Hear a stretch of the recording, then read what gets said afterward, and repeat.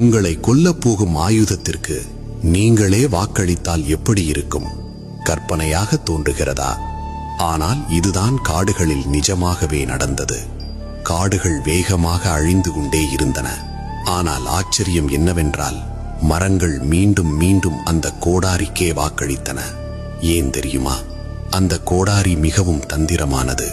அது தனது கூர்மையான இரும்பை மறைத்துக் கொண்டது.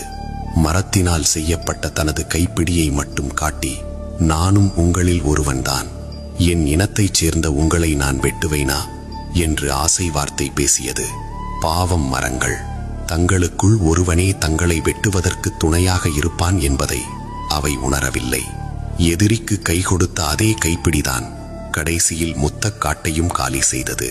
நண்பர்களே, வெளித்தோற்றத்தையும் அடையாளங்களையும் கண்டு ஏமாந்து விடாதீர்கள். இனிமையாக பேசுபவர்களின் பின்னணியில் ஒளிந்திருக்கும் ஆபத்தை பாருங்கள்.